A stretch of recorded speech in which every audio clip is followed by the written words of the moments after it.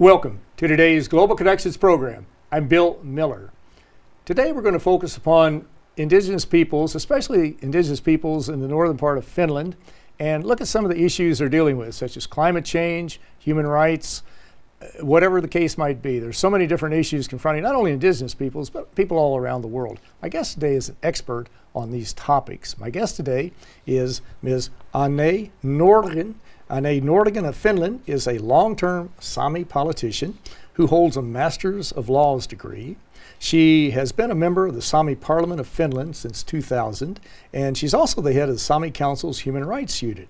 Anne Nuorgam, welcome to today's Global Connections program. Thank you. I appreciate you being with me. I didn't roll those R's far enough, but people will get this, I'm sure. We're going to talk about Indigenous peoples in Finland in particular, but let's just talk about Indigenous peoples in general. How do you define Indigenous peoples? The way I always look at it is just the people who were originally born in a particular area of the world that occupied a geographical area, such as the Maoris in New Zealand or Native Americans in the United States. How do you define Indigenous peoples in broad terms? In broad terms, I would say that the most important for us Indigenous peoples is the connection to the land and to the waters or the natural resources. As long as we hold that connection, we are Indigenous. And so that includes 5% of the world's population who reside on 22%, or they're in 22% of the land area, and Indigenous peoples have like 80% of the diversity within their areas. So they certainly play a key role in promoting sustainable development, promoting sustainability in general, do they not? Yes, we do. And we are the custodians of the traditional knowledge and knowledge which is connected to the nature. And I see us the way that our task is to preserve the nature, Mother Earth, to the future generations, and therefore the land is the most important issue for us. Now, I mentioned in the opening that you're in the Sami area, the Sami community in Finland.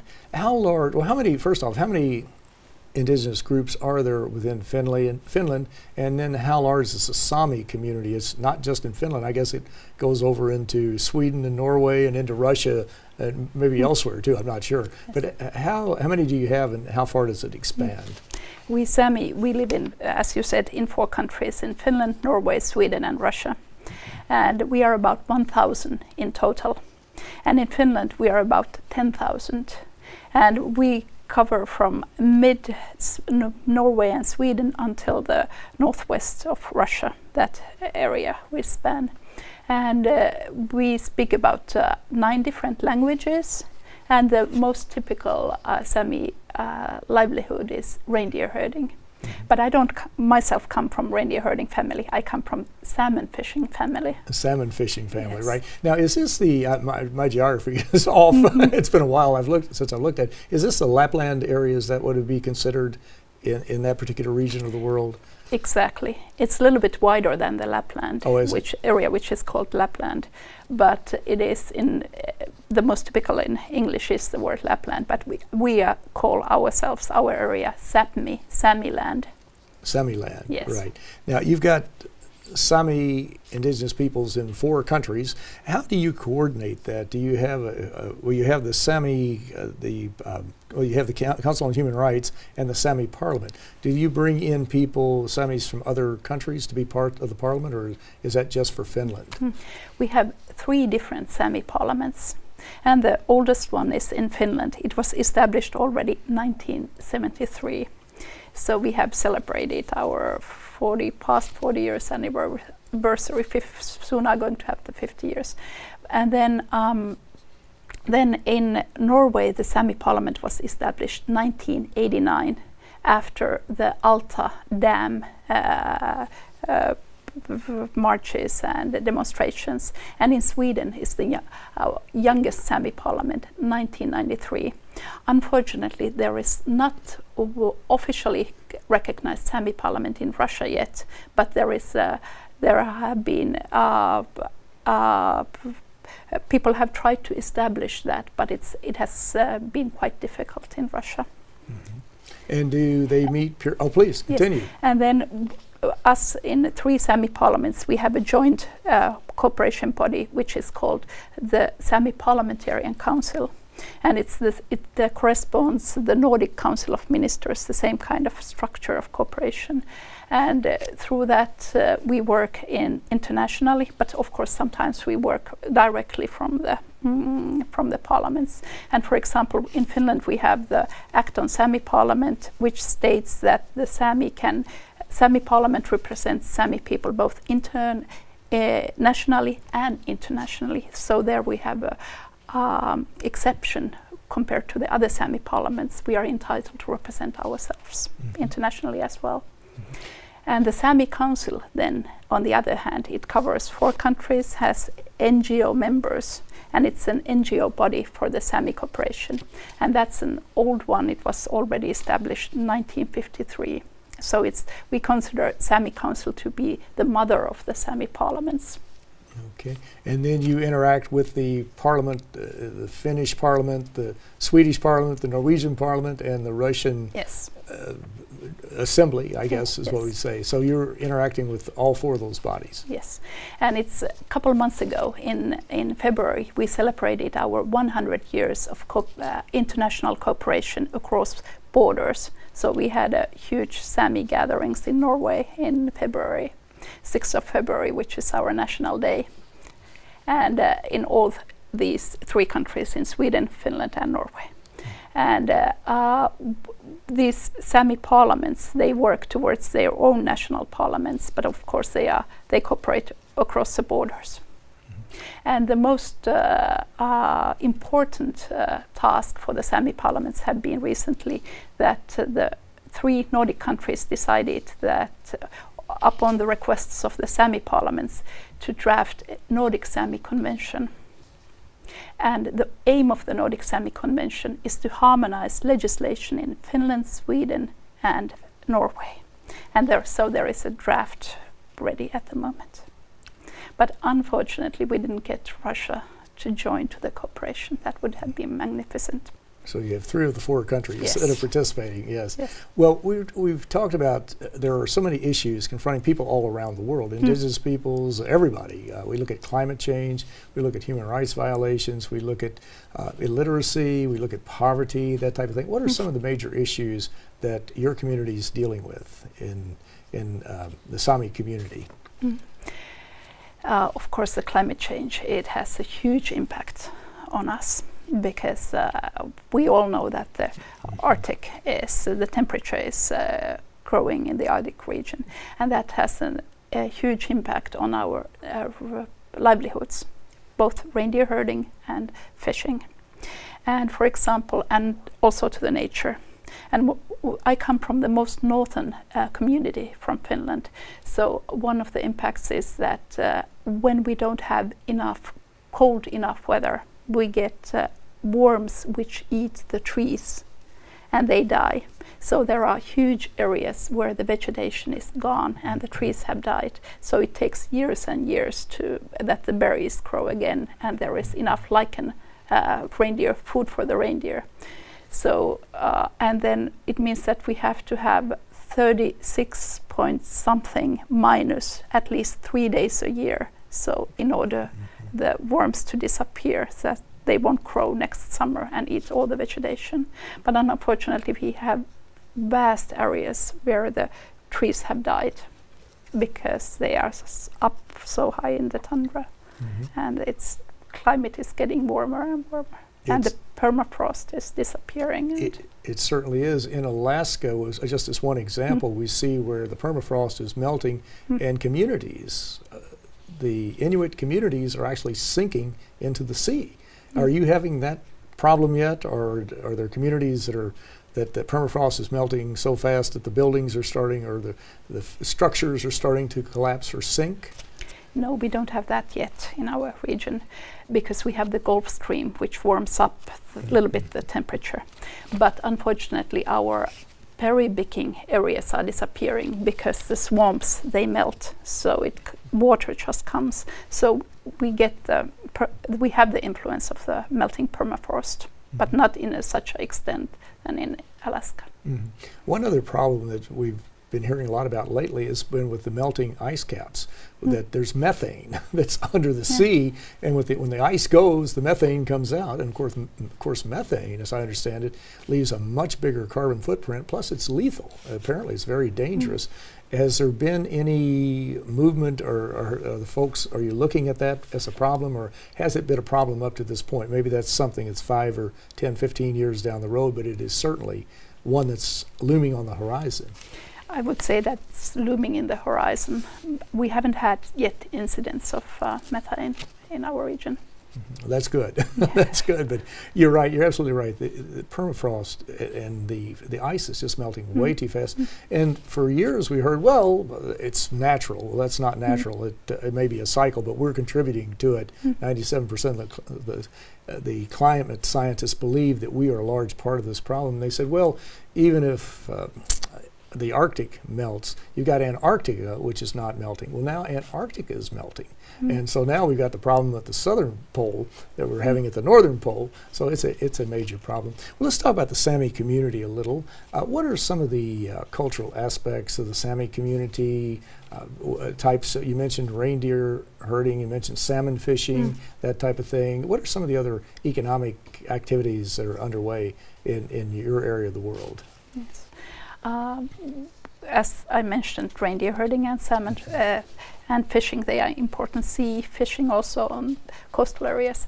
But then also we have tourism in our region, because I'm sure you know the image of reindeers and Sami with colorful costumes.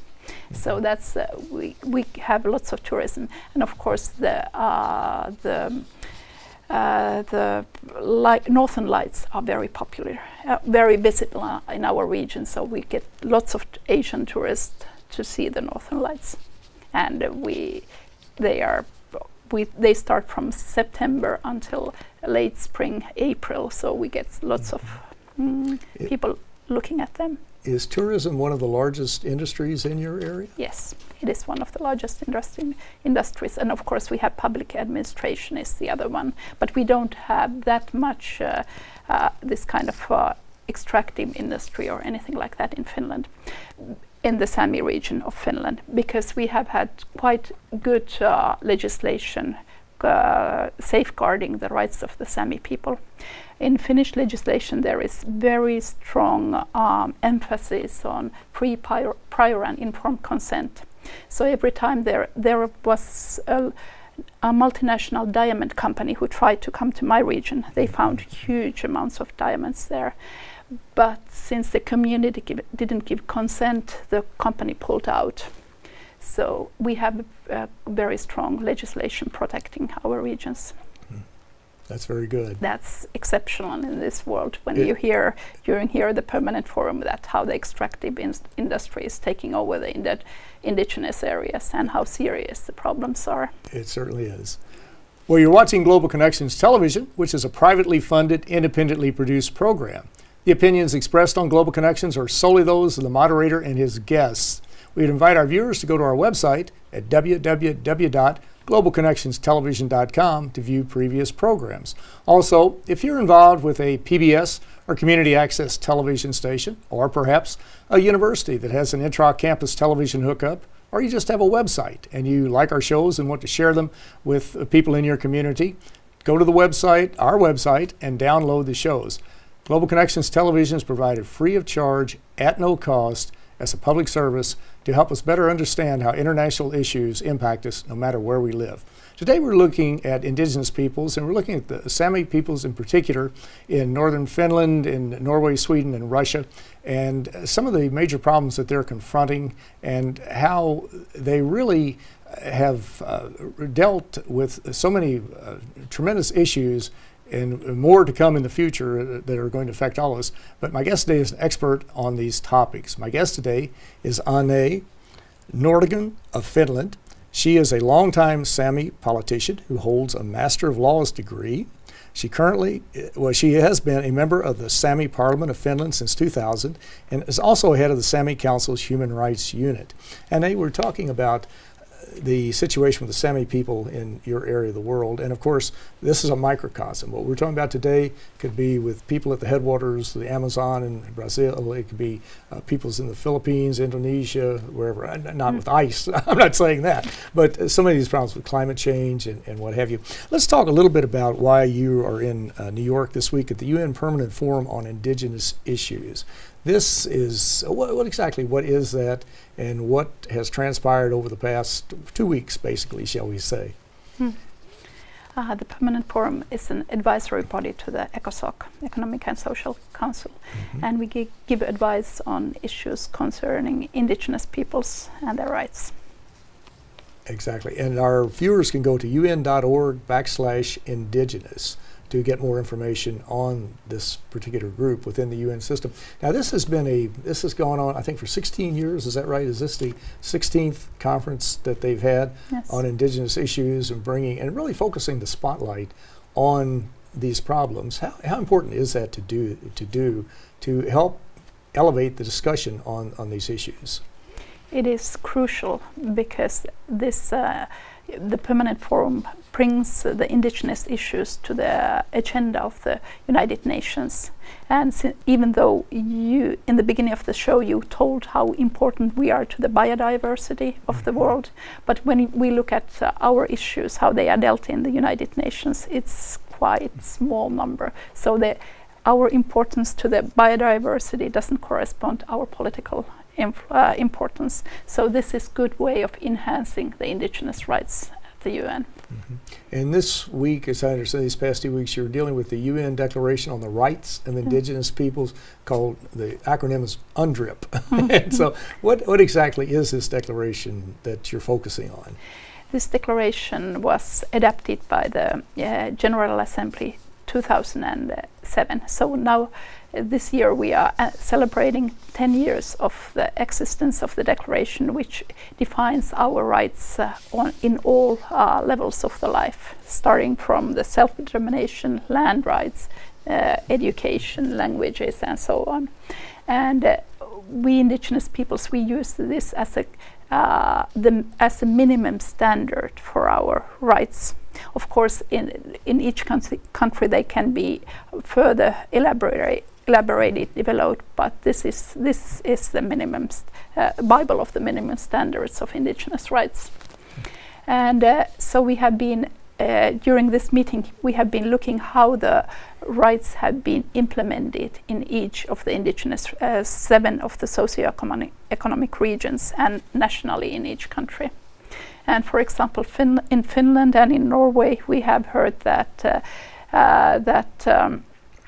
Norway and Finland have adopted so-called treaty on or agreement on salmon fishing, where the national Sami Parliaments in Finland and in Norway didn't give consent to this agreement on salmon fishing, since it reduces the salmon fishing of Sami people 80%, the traditional salmon fishing, and this issue has been serious for our local communities, both in Norway and in Finland.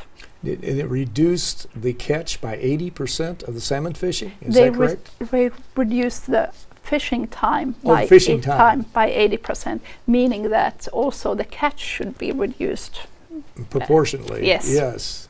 So, and that's devastating. It has devastating influence to our culture, because the culture is not transferred anymore from generation to generation, and because we live on salmon, so we don't get that much salmon anymore as a food. We are not able to carry on the traditions of fishing and so on. So it has huge influence because it's coming into force this summer, so we'll see the impacts. And for example, I can't fish anymore in my home region. It's just impossible to do. Because according to the rules, I have to live 7 months in the region in order to be able to fish. So, and since I travel abroad, so it's... So you don't meet the requirement. Exactly. That's a problem, yes. Yes. Well, you mentioned land rights. This is a major problem, has been a major problem for Indigenous people since eons and eons ago. We saw what happened to the Native Americans in the United States, how they were pushed off their land in many cases, herded onto reservations. Genocide was committed, and it's not just the United States, many countries around the world. And today we see that land is, which is not expanding, land is there, but we see that there are really conflicts, are there not, between some of these companies like oil companies. We see the Keystone XL pipeline, the Dakota pipe situation. We see the rainforests in many countries that the indigenous peoples are being pushed back. Are you having that problem in your area? I know you're talking about the fishing, but as far as the actual control of the land?